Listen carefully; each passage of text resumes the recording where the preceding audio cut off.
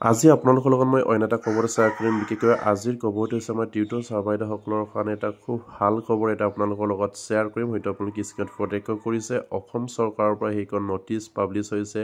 আমাৰ টিউটৰ ছাৰবাইদেউসকলৰ কাৰণে আৰু 40 গৰাকী টিউটৰবোৰ যাতে নেকি এইখিনি খবৰ পাই আপোনালোকে শ্বেয়াৰ কৰি দিব আৰু এতিয়ালৈকে যদি আমাৰ চেনেলটো ছাবস্ক্ৰাইব কৰে নাই কাইণ্ডলি ছাবস্ক্ৰাইব কৰি দিব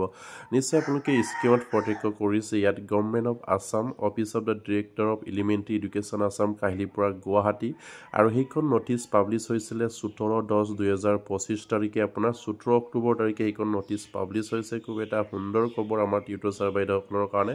আৰু ক'ৰ পৰা আহিছে নিশ্চয় আপোনালোকে স্ক্ৰীনত প্ৰত্যক্ষ কৰিছে director of elementary education Assam Kahilipara Guwahati তাৰ পৰা আহিছে আৰু কলৈ দিছে the district elementary education officer all মানে প্ৰত্যেকটো ডিষ্ট্ৰিক্ট মানে অফিচাৰসকললৈ সেইখিনি আপোনাৰ নটিচ ফৰৱাৰ্ড কৰা হৈছে বিশেষকৈ আপোনাৰ ডিষ্ট্ৰিক্ট এলিমেণ্টাৰী এডুকেশ্যন অফিচাৰলৈ সেইখিনি নটিচ ফৰৱাৰ্ড কৰা হৈছে আৰু এই ছাবজেক্টটো মেইন ইয়াত লিখিছে ডকুমেণ্ট ভেৰিফিকেশ্যন অফ টিউটৰ্ছ মানে আমাৰ যিসকল টিউটৰ ছাৰবাইদেউসকলৰ ডকুমেণ্ট ভেৰিফিকেশ্যনৰ কাৰণে এপ্লাই কৰিছিলে সেইসকল টিউটৰ ছাৰবাইদেউসকলৰ ডকুমেণ্ট ভেৰিফিকেশ্যনৰ কাৰণে সেইখন নটিচ পাব্লিছ হৈছে অসম চৰকাৰৰ শিক্ষা বিভাগৰ পৰা এটা ভাল খবৰ আমাৰ যিসকল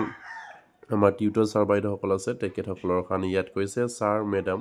with reference to the subject city above I would like to inform you that a document verification of tutor applying for upgradation of their the post of teacher in schedule as given belong in the office of this the undersigned from 11 mm to 4 pm নিশ্চয় আপোনালোকে স্ক্ৰীনত প্ৰত্যক্ষ কৰিছে tutor ছাৰবাইদেউসকলৰ কাৰণে ভাল খবৰ টিউটৰসকলক টিচাৰলৈ upgrade কৰিবৰ কাৰণে সেইখিনি নটিচ পাব্লিছ হৈছে আৰু সেই ডকুমেণ্ট ভেৰিফিকেশ্যন হ'ব আৰু সেই ডকুমেণ্ট ভেৰিফিকেশ্যন এটা টাইমিং দিয়া হৈছে ৰাতিপুৱা 11 বজাৰ পৰা 4টা বজালৈকে সেইখিনি ডকুমেণ্ট ভেৰিফিকেশ্যন হ'ব কোনটো ডিষ্ট্ৰিক্টৰ কেতিয়া হ'ব সেইখিনিও ক'ম আৰু যিসকল টিউটৰ ছাৰবাইদেউসকলৰ নাম আহিছে তেখেতসকলকো আপোনালোকক মই দেখুৱাম আপোনালোকে স্কিপ নকৰি শেষলৈ ভিডিঅ'টো চাই থাকিব কাৰণ আমাৰ টিউটৰ ছাৰবাইদেউসকলৰ কাৰণে খুব এটা ভাল খবৰ আহিছে অসম চৰকাৰৰ পৰা যিহেতু তেখেতসকলৰ ডকুমেণ্ট ভেৰিফিকেশ্যনৰ কাৰণে তেখেতসকলৰ নথি পত্ৰ চাব বিচাৰিছে শিক্ষা বিভাগৰ ফালৰ পৰা যিহেতু টিউটৰ ছাৰবাইদেউসকলক আপগ্ৰেডৰ প্ৰচেছ কৰি আছে বৰ্তমান আৰু সেইবাবেই এইখিনি নটিচ পাব্লিছ কৰিছে তেখেতসকলৰ ফিজিকেল ভেৰিফিকেশ্যনৰ কাৰণে ইয়াত লিখিছে তাৰ পাছত দেয়াৰ আৰু for you are the request to inform the concerns the tutor under your justice to attend the verification with all the academic and professional qualification mark sheet certificate TET qualification certificate in original along with to a self-attested photocopy of the same the list of tutor includes herewith from your ready to reference ইয়াত কৈছে যিসকল tutor ছাৰবাইদেউসকলক upgrade কৰা হ'ব তেখেতসকলৰ ডকুমেণ্টবিলাক আনিব লাগিব original ডকুমেণ্টখিনি অনাৰ পাছতো একাডেমিক কোৱালিফিকেশ্যন যিখিনি মাৰ্কশ্বিট আৰু চাৰ্টিফিকেট সেইখিনি আনিব লাগিব আৰু টেট কোৱালিফিকেশ্যনৰ যিখিনি চাৰ্টিফিকেট সেইটো আনিব লাগিব অৰিজিনেল আৰু তাৰ পাছত তেখেতসকলে চেল্ফ এটেষ্টেড কপি আনিব লাগিব আৰু তেখেতৰ ফটো কপিও লাগিব বুলি ইয়াত উল্লেখ কৰিছে খুব এটা ভাল খবৰ সুন্দৰ খবৰ যিসকল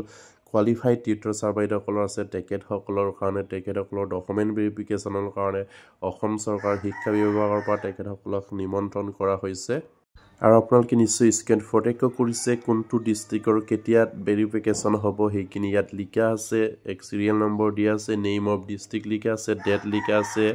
ইয়াত আপোনাৰ কৈছে নলবাৰী গোৱালপাৰা কামৰূপ আমিনগাঁও মৰিগাঁও শোণিতপুৰ দৰং ওদালগুৰি আৰু বাক্সা সেইকেইটা জিলাৰ আপোনাৰ 22/10/2025 তাৰিখে ভেৰিফাই কৰিব বা ভেৰিফিকেশ্যন হ'ব আপোনাৰ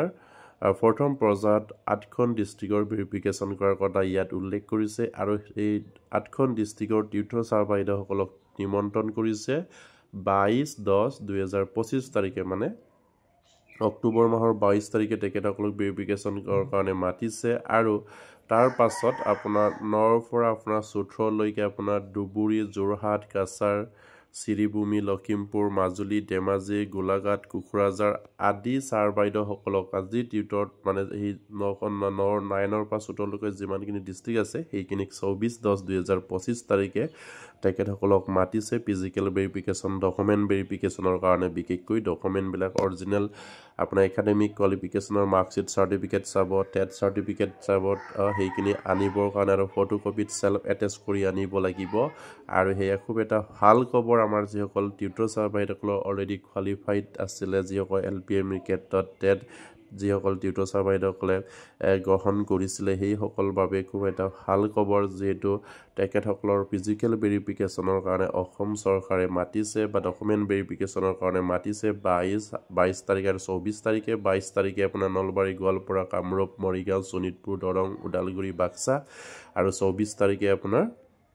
ধুবুৰী যোৰহাট কাছাৰ শ্ৰীভূমি লখিমপুৰ মাজুলী ধেমাজি সেইখিনি আছে সেয়া নিশ্চয় আপোনালোকে স্ক্ৰীন ফটো কৰি আছে আৰু নিশ্চয় আপোনালোকে স্ক্ৰীন ফটো কৰিছে আমাৰ কোনটো ডিষ্ট্ৰিক্টত কিমানজন টিউটৰ ছাৰ বাইদেউসকলৰ ডকুমেণ্ট ভেৰিফিকেশ্যনৰ কাৰণে মাতিছে সেইখন লিষ্ট ইয়াত তেখেতসকলে গাঁঠি দিছে নিশ্চয় আপোনালোকে স্ক্ৰীন ফটো কৰিছে চিৰিয়েল নম্বৰ দিছে name of district name of block name of tutor name of school for where for penalise আৰু কোনটো স্কুলৰ পৰা সি আপোনাৰ টিউটৰজনক প্ৰভিঞ্চিয়েলাইজ কৰা হৈছিলে সেইখিনি ইয়াত দিয়া হৈছে নিশ্চয় আপোনালোকে স্ক্ৰীন ফটো কৰিছে 1ৰ পৰা 5লৈকে আপোনাৰ কাছাৰ ডিষ্ট্ৰিক্টৰ আছে আৰু সেইখিনি আপোনাৰ ব্লক মেইন নেম দিয়া হৈছে আৰু নিশ্চয় আপোনালোকে স্ক্ৰীন ফটো কৰিছে 1 নম্বৰত আছে আপোনাৰ শংকৰ দাস আপোনাৰ জয়গ্ৰাম এম স্কুলৰ পৰা প্ৰভিঞ্চিয়েলাইজ হৈছিলে আৰু 2 নম্বৰত আছে সুমিতা দাস আপোনাৰ SR মেমৰিয়েল এম স্কুলৰ পৰা তেখেতৰ পদ প্ৰভিঞ্চিয়েলাইজ কৰা হৈছিল আৰু 3 নম্বৰত কাছাৰ লাখিপুৰ বুলি কৈছে জাকিৰ হুছেইন ব্লকটো আৰু নিশ্চয় স্কুলখনৰ নাম আছে আৰু 4 নম্বৰটো আছে আৰু টংকেশ্বৰ ৰাজবংশী আৰু কোনটি স্কুলৰ পৰা তেখেতক হৈছিলে প্ৰভিঞ্চিয়েলাইজ সেইখিনি দিয়া আছে 5 নম্বৰটো আপোনাৰ কাছাৰ ডিষ্ট্ৰিক্টৰে আছে আৰু এয়া খুব এটা ভাল খবৰ আমাৰ যিসকল টিউটৰ ছাৰ বাইদেউসকলে টেট কোৱালিফাইড আছিলে LPM ক্ষেত্ৰত তেখেতসকলৰ কাৰণে সেয়া এটা সুন্দৰ খবৰ কাৰণ আপগ্ৰেড প্ৰচেছ অসম চৰকাৰে সিদ্ধান্ত লৈছে আৰু সেইকাৰণে তেখেতসকলৰ লিষ্ট এইখিনি পাব্লিছ কৰিছে ডকুমেণ্ট ভেৰিফিকেশ্যনৰ কাৰণে আৰু ইয়াৰ পাছৰ লিষ্টখনো আপোনালোকক দেখুৱাম আপোনালোকে স্কিপ নকৰি শেষলৈ ভিডিঅ'টো চাই থাকিব আৰু 6 নম্বৰৰ পৰা 11 নম্বৰলৈকে এইখন তালিকাত আছে নিশ্চয় আপোনালোকে স্ক্ৰীনত প্ৰত্যক্ষ কৰি 6 আৰু 7ত গোলাঘাট আৰু 8ৰ পৰা আপোনাৰ 11লৈকে আপোনাৰ যোৰহাট আৰু খুব এটা ভাল খবৰ আমাৰ যিসকল ছাৰ বাইদেৱে আপোনাৰ ডকুমেণ্ট ভেৰিফিকেশ্যনৰ কাৰণে বা কোৱালিফিকেশ্যন কমপ্লিট কৰি তেখেতসকলক টিউটৰ পৰা টিচাৰ আপগ্ৰেড কৰা হ'ব কাৰণ টিউটৰত থাকি তেখেতসকলৰ বহুতো সমস্যা আহিছিলে সামান্য এটা পাৰিটোকি তেখেতসকলে লাভ কৰিছিলে না তেখেতসকলৰ গ্ৰেড পে স্কেল পে আছে না পেঞ্চনৰ ব্যৱস্থা আছে এইবিলাক সুবিধা নাছিলে টিউটৰত আৰু টিউটৰৰ পৰা টিচাৰ আপগ্ৰেড কৰাৰ লগে লগে সকলো সুবিধা পাই যাব ৰেগুলাৰ শিক্ষকে যি ধৰণৰ সা সুবিধা চৰকাৰে পায় ঠিক তেনেকৈ সেইসকল টিউটৰে পাব আৰু সেয়া অসম চৰকাৰৰ এটা গুৰুত্বপূৰ্ণ সিদ্ধান্ত আৰু ইয়াৰ মাজতে কওঁ মই অসম চৰকাৰে যিটো সিদ্ধান্ত লৈছে এটা ভাল খবৰ বুলি ক'ব লাগিব যিহেতু যিসকল কোৱালিফাইড টিউটৰ আছে তেখেতসকলক আপগ্ৰেড প্ৰচেছ কৰিছে কিন্তু যিসকল কোৱালিফাইড নাই যিসকল টিউটৰ ছাৰ বাইদেউসকলৰ তেখেতসকলৰ কথা অসম চৰকাৰে কি চিন্তা কৰিছে কিন্তু বৰ্তমানলৈকে একো চিন্তা কৰা নাই আৰু সেইসকল টিউটৰ ছাৰ বাইদেউসকলক টেট যদি জৰুৰী আছিলে মেণ্ডেটৰী আছিলে তেনেহ'লে 2021 চনৰ পৰা 2025 চনলৈকে অসম চৰকাৰে LPM ক্ষেত্ৰত কোনো এখন টেট নপতাটো এটা ৰহস্য বুলি ক'ব লাগিব কাৰণ যিসকল টেট কোৱালিফাইড আছে তেখেতসকলে হয়তো নিযুক্তিৰ আগতে কিছুমানে টেট কোৱালিফাইড হৈছিলে আৰু নিযুক্তিৰ যিখিনি আগত এপ্লাই কৰিব দিছিলে সেইসকলে হয়তো নিযুক্তিৰ পাছত 21ত এবাৰ টেট হৈছিলে সেইখিনি আপোনাৰ হয়তো 20ত এপ্লাই কৰা আছিলে 20ৰ প্ৰথম উইকতে বা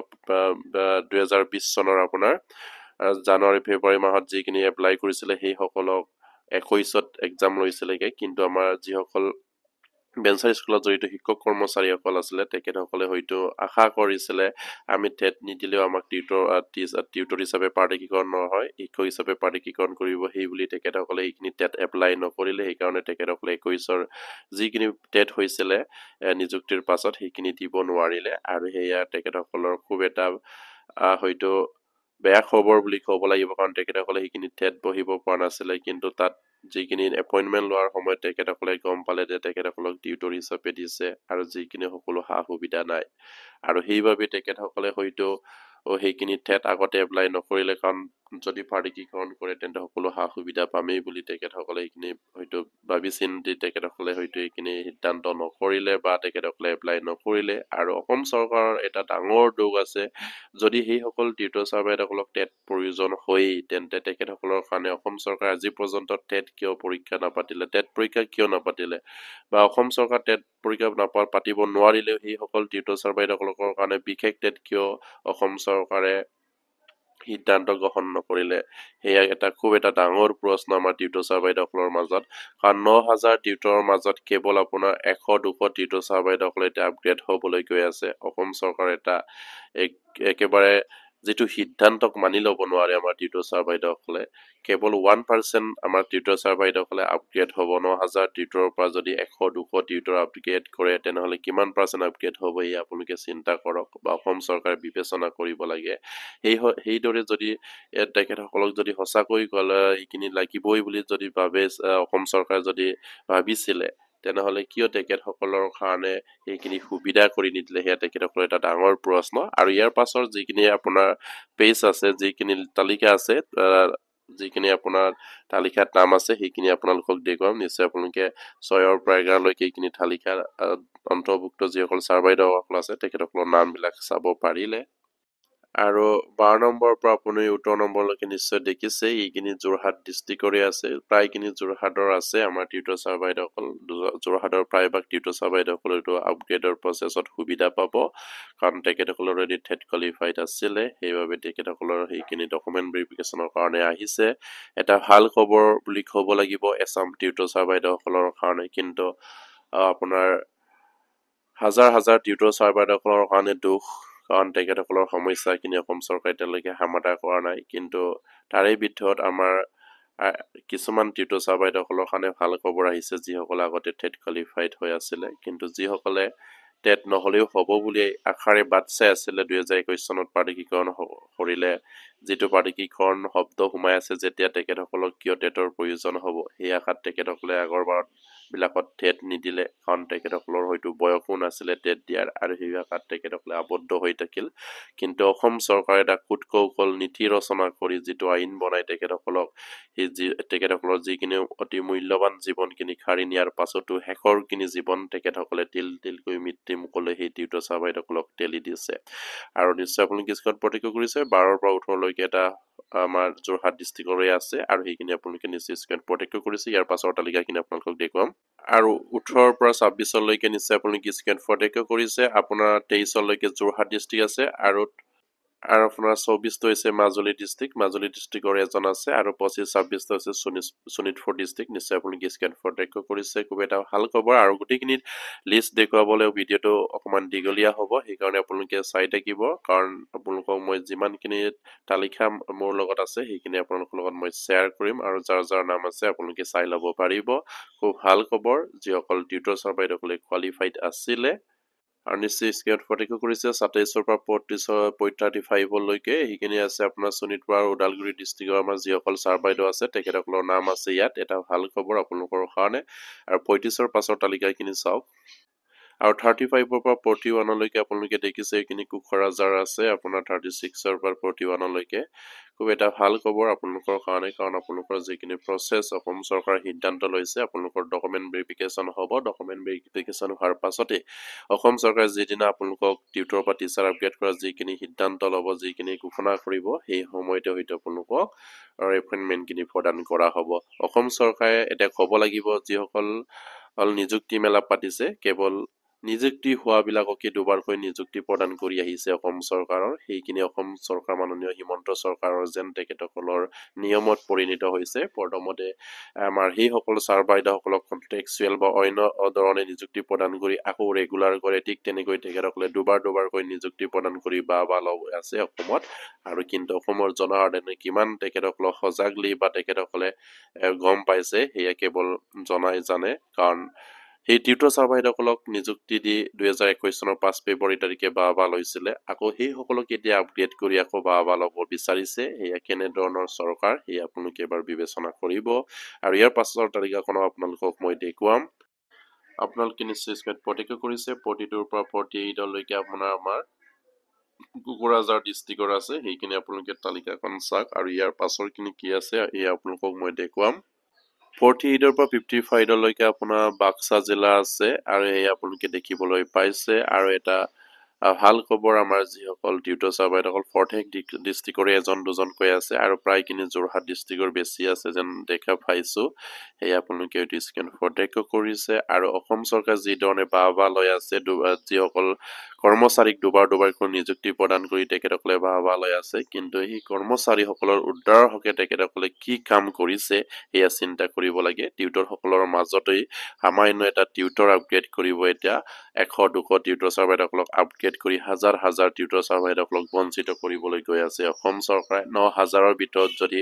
200-300 আপগ্ৰেড কৰে তেনেহলে কিমান টিউটৰ চাৰ্ভাইসকল থাকি যায় আপোনালোকে এবাৰ চিন্তা কৰিব যিহেতু অসম চৰকাৰে সদায় টিউটৰ সমস্যা সমাধান কৰিবলৈ হলে ফাইনেন্সৰ কথা হয় আৰ্থিকভাৱে অসুবিধা হৈ আছে বুলি কয় কিন্তু হেয়া বেকু বাওনা অসম চৰকাৰৰ অন্য কৰ্মচাৰীসকলক দিবৰ কাৰণে তেখেতসকলৰ লাখ টকা থাকে কিন্তু সেই সকল টিউটৰক আপগ্ৰেড কৰিবৰ কাৰণে আইনখন সংশোধনী কৰিবৰ কাৰণে তেখেতসকলৰ দম নাই বা তেখেতসকলৰ হাতত টকা নাই হেয়া কেনেধৰণৰ যুক্তি দেখুৱাব বিচাৰে হেয়া অসম চৰকাৰেহে গম পাব আৰু সেইভাবে হয়তো টিউটৰ চাৰ্ভাইসকলে যিসকল আপোনাৰ 8700 টিউটৰে বঞ্চিত হ'ব যেহেতু 9000ৰ পৰা আপোনাৰ 300 যদি আপগ্ৰেড কৰে তেনেহলে 8700 টিউটৰ থাকি যাব সেই সকল টিউটৰ চাৰ্ভাইসকলে কিন্তু প্ৰতিবাদ হ'বলৈ তেখেতসকলে সাজু হৈ আছে জংগী আন্দোলন কৰিবলৈ সাজু হৈ আছে সেইখিনি অসম চৰকাৰে নিশ্চয়কৈ গম ল'ব আৰু ইয়াৰ পাছৰ তালিকাখিনি আপোনালোকৰ লগত মই শ্বেয়াৰ কৰিছো আৰু ইয়াৰ পাছৰ তালিকাখন 56ৰ পৰা 63 লৈ নিশ্চয় আপোনাৰ বাক্সা জিলাই আছে আৰু বাক্সা জিলাৰ প্ৰায় টিউটৰ চাৰ্ভাইসকল আছে সেই আপোনালোকে দেখিছেই আৰু প্ৰায়খিনি ইয়াত এম স্কুলৰ টিউটৰ চাৰ্ভাইসকলৰহে দিয়া হৈছে এম স্কুলৰ পৰা প্ৰভিন্সিয়েল চোৱা যিসকল টিউটৰ চাৰ্ভাইসকল তেখেতসকলে হয়তো এম ই টেট পাছ কৰিছে সেইবাবে তেখেতসকলৰ এম ই স্কুলখনৰ নাম আহিছিলে আৰু সেইবাবে তেখেতৰ ডকুমেণ্ট ভেৰিফিকেশ্যন কৰিছে আৰু ইয়াৰ পাছৰ তালিকাখন চাওক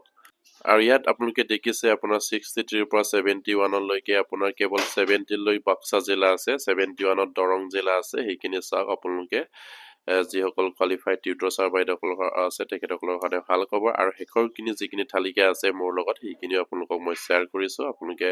চাই থাকিব কাৰণ ভিডিঅটো অকমান দীঘলীয়া হৈ আছে কাৰণ গোটেই তালিকাখিনি আপোনালোকক মই দেখুৱাব বিচাৰিছো আৰু দেখুৱাইছো আৰু কেনেকুৱাকৈ আহিছে আপোনালোকে কমেন্ট কৰি জনাব আৰু যিসকল টিউটৰ চাৰ্ভাইসকল আপগ্ৰেডৰ প্ৰচেছত সোমাই আছে আপোনালোকে কমেন্ট কৰিব যে আমি আপগ্ৰেড আছো বুলি আমাৰ ভিডিঅ'ৰ তলত ইয়াত আপোনাৰ আছে 72 পৰা 80 লৈকে আপোনাৰ আছে আৰু দৰং আছে ইয়াত নলবাৰী আছে দুবুৰী আছে মৰিগাঁও আছে ইয়াত আপোনাৰ তিনিখন ডিষ্ট্ৰিক্টৰ সোমাই আছে 72 পৰা 80 লৈ আৰু ইয়াৰ পাছৰ তালিকাখনক আপোনাক মই দেখুৱাই আছো আৰু হেয়া খুব ভাল খবৰ আমাৰ যিসকল টিউটৰ চাৰ্ভাইসকল আপগ্ৰেড আপোনালোকৰ নামখিনি আছে নে নাই চাই লওক যিসকলৰ কোৱালিফাইড আছিলে নিশ্চয় আছে আৰু হেয়া আপোনালোকৰ কাৰণে ভাল খবৰ আপোনালোকৰ ডকুমেণ্ট ভেৰিফিকেশ্যনৰ কাৰণে মাতিছে আৰু নিশ্চয় আপুনি কি স্ক্ৰীন ফৰটেক কৰিছে 81ৰ পৰা 89 লৈকে এইখিনি আছে মৰিগাঁও আৰু শ্ৰীভূমি কামৰূপ আৰু ধেমাজি লখিমপুৰ আৰু গোৱালপাৰা ডিষ্ট্ৰিক্টৰ আছে লখিমপুৰৰ তিনটা আছে ইয়াত নাওবৈচাৰ এজন আছে নিশ্চয় আপুনি কি স্ক্ৰীন ফৰটেক কৰিছে নাওবৈচা বলকৰে চাগে তিনিজন দুৰ্বজ্যোতি বৰুৱাত তিলক ৰায় এম স্কুল বুলি আছে ইয়াত আৰু এইখিনি 2 নম্বৰত আৰু 86 87 88 লখিমপুৰৰ খিনি আছে চাওক তিনিটা আছে আমাৰ তিনিজন টিউটৰ চাৰ্ভাইসকল আছে তেখেতসকলক আপগ্ৰেড কৰিবৰ কাৰণে ডকুমেণ্ট ভেৰিফিকেশ্যনৰ কাৰণে তেখেতৰ নামৰ তালিকাত অন্তৰ্ভুক্ত হৈছে এয়া খুব এটা ভাল খবৰ যিসকল টিউটৰ চাৰ্ভাইসকল আছিলে আৰু মোৰ লগত আছে আপোনাৰ 1ৰ পৰা 89 লৈকে এটা তালিকা যিখন তালিকাত কেৱল এম ই স্কুলত প্ৰভিন্সিয়েল চোৱা টিউটৰ চাৰ্ভাইসকলৰ নাম আছে কাৰণ তেখেতসকলে এম ই স্কুলত টিউটৰ হিচাপে নাম প্ৰভিন্সিয়েলাইজ কৰিছিলে আৰু তেখেতসকলৰ যিখিনি টেট কোৱালিফাইড হোৱাৰ কাৰণে তেখেতসকলৰ ডকুমেণ্ট ভেৰিফিকেশ্যনৰ কাৰণে অসম চৰকাৰে তেখেতসকলক নিমন্ত্ৰণ কৰিছে আৰু এই ডকুমেণ্ট ভেৰিফিকেশ্যনৰ তাৰিখখিনি নিশ্চয় আপোনালোকে আগৰ পইণ্টবিলাকত দেখিলে কাৰণ 22 আৰু 24 তাৰিখে মাতিছে 22 অক্টোবৰ আৰু 24 তাৰিখে মাতিছে কিছুমান ডিষ্ট্ৰিক্ট বাক কৰি হেয়া নিশ্চয় আপোনালোকে প্ৰত্যেক কৰিছিলে 22 তাৰিখত আপোনাৰ কেইখনমান ডিষ্ট্ৰিক্টক মাতিছে 24 তাৰিখত কেইখনমান ডিষ্ট্ৰিক্টক মাতিছে এয়া সুন্দৰ খবৰ আপোনালোকৰ কাৰণে, কাৰণ যিসকল টিউটৰ ছাৰ কোৱালিফাইড আছিলে আৰু সেয়া নিশ্চয় আপোনালোকে স্ক্ৰীন ফৰৱাৰ্ড কৰিছে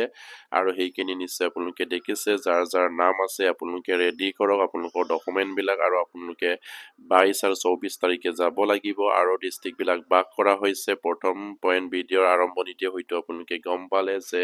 কোনবিলাক ডিষ্ট্ৰিক্ট কেতিয়া মাতিছে, সেইখিনি আপোনালোকে নিশ্চয় স্ক্ৰীন ফৰৱাৰ্ড কৰিছিলে। আৰু এয়া ভাল খবৰ আপোনালোকৰ কাৰণে, আৰু নিশ্চয় আপুনি স্ক্ৰীন ফৰৱাৰ্ড কৰিছে। আপোনাৰ 22 তাৰিখে আপোনাৰ কোনটো ডিষ্ট্ৰিক্টক মাতিছে, 1ৰ পৰা আপোনাৰ 8টালৈ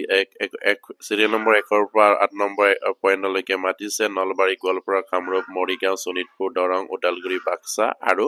24 তাৰিখে মাতিছে ধুবুৰী, যোৰহাট, কাছাৰ, শ্ৰীভূমি, লখিমপুৰ, মাজুলী, ধেমাজি, গোলাঘাট, কোকৰাঝাৰ। এয়া নিশ্চয় আপুনি স্ক্ৰীন ফৰৱাৰ্ড কৰিছে। 9ৰ পৰা আপোনাৰ 17লৈকে 14লৈকে আপোনাৰ 24 তাৰিখে মাতিছে। খুব এটা ভাল খবৰ বুলি ক'ব লাগিব। অসম চৰকাৰে যিটো সিদ্ধান্ত লৈছে, আৰু সেই সিদ্ধান্তৰ জৰিয়তে যিসকল কোৱালিফাইড টিউটৰ ছাৰ বাইদেউসকল আছে তেখেতসকলৰ পষ্টবিলাক আপগ্ৰেড কৰিবৰ কাৰণে, টিউটৰ টিচাৰ আপগ্ৰেড কৰিবৰ কাৰণে ডকুমেণ্ট ভেৰিফিকেশ্যন বিচাৰিছে আপোনাৰ টেট কোৱালিফাইড সকলক, আৰু সেয়া খুব এটা ভাল খবৰ। কিন্তু দুখৰ বিষয়টো হৈছে হাজাৰ হাজাৰ টিউটৰ ছাৰ বাইদেউসকলক বঞ্চিত কৰি 9,000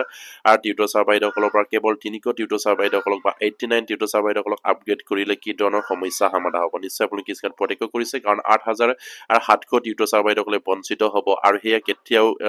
ন্যায় হ'ব নোৱাৰে। অসম চৰকাৰ সেইদৰে ন্যায় নকৰে, কাৰণ টিউটৰ ছাৰ বাইদেউসকলৰ 90% বা 100% সমাধান হ'লেহে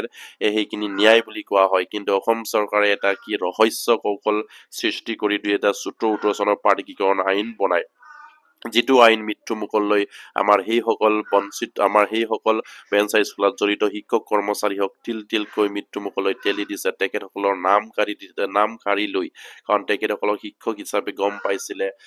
জনসাধাৰণে, কিন্তু সেই প্ৰাধিকৰণৰ অহাৰ পৰা তেখেতসকলক টিউটৰ হিচাপে গম পালে। সেয়ে অসম চৰকাৰৰ এটা কি ধৰণৰ প্ৰাধিকৰণ আইন বনালে, প্ৰভিঞ্চিয়েলাইজৰ নামত তেখেতসকলৰ বেকু বাওনা, আৰু সেইসকলক 2021 চনত প্ৰাধিকৰণ কৰি নিযুক্তি প্ৰদান কৰি বা লৈ আকৌ এতিয়া 2025 চনত আকৌ সেইসকলকে আপগ্ৰেড কৰি 2 এজনক আপগ্ৰেড কৰি বা ল'ব বিচাৰিছে। এই অসমে কি কৰি আছে? অসমে নিযুক্তিৰ নামত কেৱল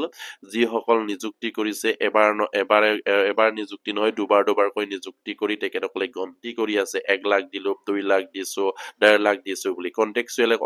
শিক্ষক কৰ্মচাৰী আকৌ ৰেগুলাৰ কৰি তেখেতসকলে আকৌ ৰেগুলাৰত গন্তি কৰিলে, কণ্টেক্সুৱেল ডিউটিও গন্তি কৰিলে। সেইদৰে তেখেতসকলে অসমৰ জনগণক, অসমৰ জনসাধাৰণক তেখেতসকলে মূৰ্খ সজাই আহিছে অসম চৰকাৰে। কাৰণ সেই অসম চৰকাৰ সেই ধৰণৰ কিন্তু মূৰ্খ নহয়। আপোনালোকে যি ধৰণে সজাই আছে অসম চৰকাৰ, অসমৰ জনসাধাৰণে গম পায়। সেয়া আপোনালোকে ক'লে কেতিয়াও অসমৰ জনসাধাৰণে মানি নলয়। আপোনালোকে হয়তো লাখ লাখ নিযুক্তি দিছে বুলি নিজকে দম্বালি মাৰিব পাৰে, কিন্তু কিছুমান কেৱল আপোনাৰ 50% যিসকল নিযুক্তি কৰিছে সেইসকলক কেৱল দুবাৰকৈ নিযুক্তি কৰিছে। কাৰণ এবাৰ কণ্টেক্সুৱেল হিচাপে আকৌ তাক ৰেগুলাৰ হিচাপে